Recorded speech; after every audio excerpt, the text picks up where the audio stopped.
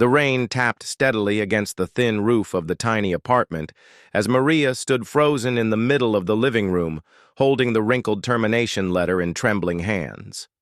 Her 5-year-old son, Liam, sat cross-legged on the couch, munching on dry cereal from a plastic cup, blissfully unaware of the storm his mother was fighting inside. She had worked at Monroe Accounting for 3 years, arriving early and staying late to provide for her son ever since her husband walked out on them. Her job had been her lifeline, a modest salary, but enough to pay the bills and keep food on the table. But yesterday, her babysitter canceled last minute, and with no other options, she had brought Liam with her to work, promising he'd be quiet. He colored peacefully at her desk for most of the day. But then, her manager saw him and exploded in rage. "This is a workplace, not a daycare," he barked, causing a scene in front of everyone. Today, without a second conversation, the HR email landed in her inbox. Maria had never felt more helpless, ashamed, and cornered. As the days passed, Maria scrambled to find new employment. She sent out resumes from her old laptop, attended interviews while Liam waited in the library with coloring books, and tried to stretch every dollar. But the job market was tight, and the stigma of having been fired hung around her like a shadow. Each rejection felt like another door slamming shut. She sold off her only jewelry, her wedding ring, to pay rent. Nights were the hardest. When Liam was asleep, Maria would curl up in the corner of her bed and cry silently into her pillow, guilt gnawing at her for not being enough. Her only solace came from Liam himself. Every morning, he'd hug her tightly and say, "Mommy, today is going to be a lucky day." She smiled for him, wore her pain like armor, and kept going.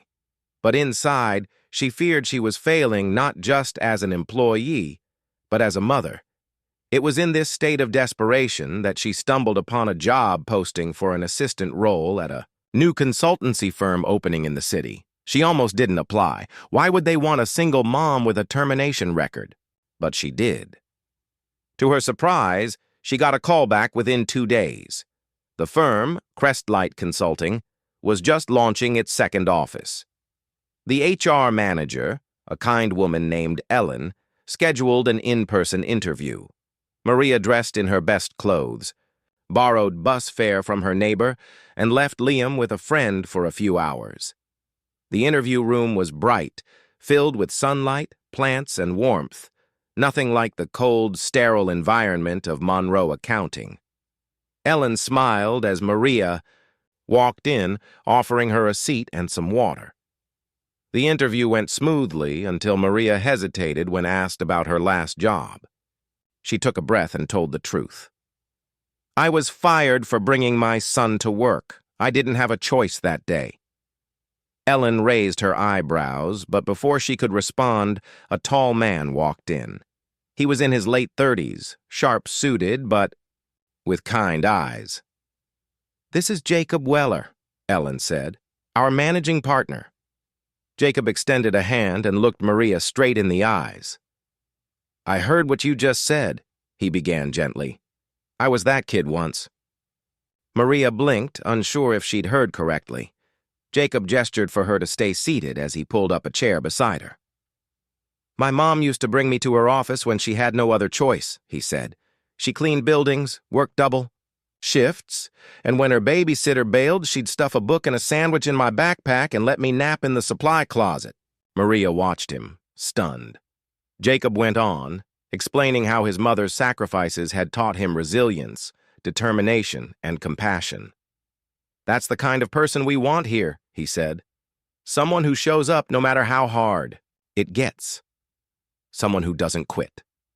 Maria's eyes welled with tears. For the first time in weeks, she felt seen, not as a burden or a failure, but as a fighter.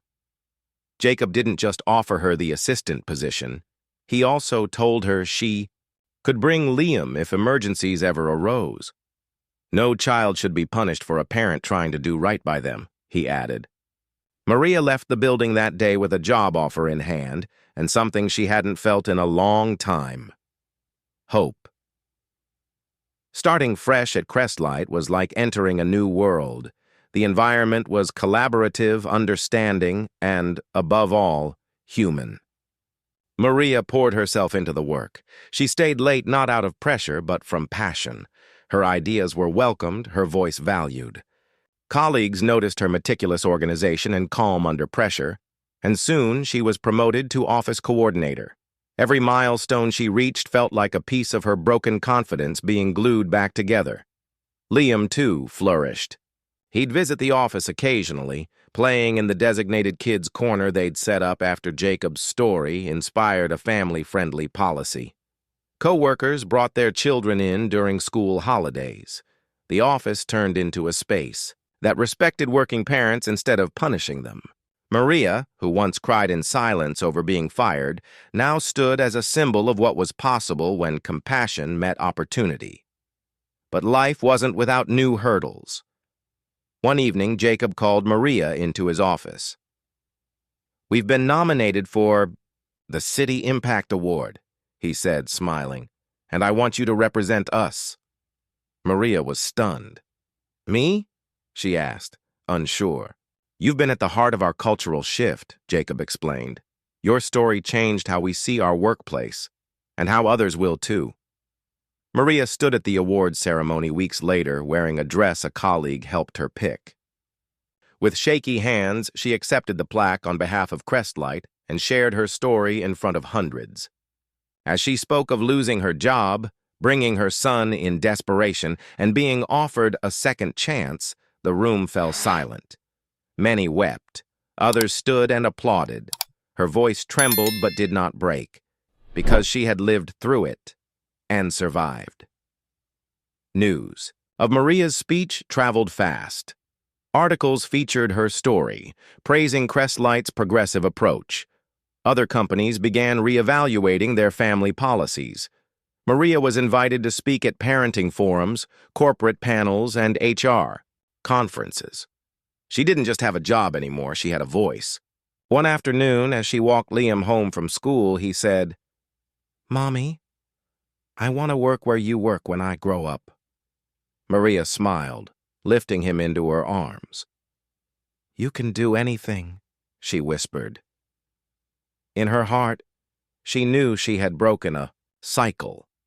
Liam would grow up seeing strength not as perfection, but as perseverance.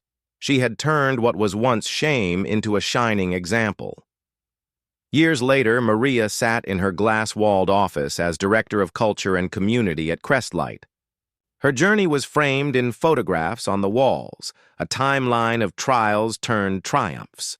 New hires listened to her story on orientation day, many inspired to bring their whole selves to work. And whenever a struggling parent knocked on her, doctor asking for understanding, Maria offered more than words. She offered a seat, a listening ear, and a chance, just as someone once did for her. Because in the end, this wasn't just about a single mom and her son. It was about what happens when someone believes in you when the world turns its back.